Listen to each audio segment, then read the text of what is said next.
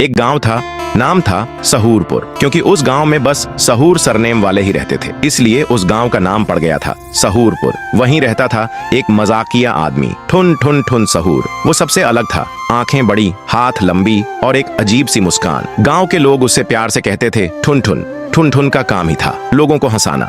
एक दिन गांव में मेला लगा। मेले में सब आए थे, बड़े झूले, बच्चों के झूले, चूरन, पॉपकॉर्न, सब। ठुन ठुन भी बड़े आराम से मेला घूम रहा था। तभी उसकी नजर पड़ती है एक बोर्ड पे, बोलने वाला मुर्गा, सिर्फ 10 रुपये में। ठुन ठुन सोचता है, अरे भाई, अगर 10 रुपये में बोलने वाला मुर्गा मिल गया तो कल से मैं तो मिनिस्टर बन जाऊंगा रे। फिर वो बोर्ड वाले को 10 रुपये देता है और बोलता है, भैया एक बोलने वाला मुर्गा देना। बोर्ड वाला एक पुराना सा मुर्गा उसे थमा देता है, जो देखने में थोड़ा दुखी सा लग रहा था, जैसे उसकी गर्लफ्रेंड छोड़ गई हो। ठुन ठुन मुर्गा को घर ले आता है और बोलता है, चल रे अब बोल, अब देखता हूँ तू क्या बोलता है। मुर्गा मुंह खोलता है, जमींदार हरामखोर है। ठुन ठुन सुनते ही चिल्ला पड़ता है, ओए ये तो सच्ची में बोलता है रे। मुर्गा फिर बोलता है, और गांव के सरपंच ने स्कूल का पैसा चुराया है। ठुन ठुन सोचता है, अरे भाई, ये मुर्गा तो पूरा न्यूज चैनल निकला। अगले दिन ठुन ठुन रोड के किनारे पे चिल्ला चिल्ला के बोल रहा था, सच बोलने वाला मुर्गा, सच सुनना है तो बस 2 रुपए का टिकट लो। थोड़ी देर में लोगों का भीड़ लग जाता है और मुर्गा बोलता जाता है, मुंशी की चोरी, मास्टर जी की दूसरी शादी और रामलाल के टॉयलेट में व्हिस्की का अड्डा। गांव में हंगामा मच जाता है। सब लोग उस मुर्गे से डरने लगे थे,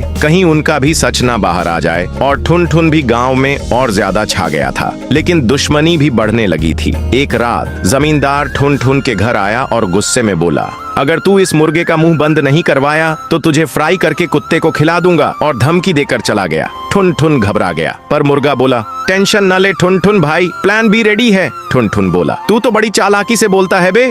मुर्गा ने आंख घुमाई और बोला, अरे मैं बोलता ही इसलिए हूँ क्योंकि मैं मुर्गा नहीं, रॉ का सीक्रेट एजेंट हूँ, अंडरकवर पे था। ठुन ठुन सुनते ही बेहोश हो जाता है।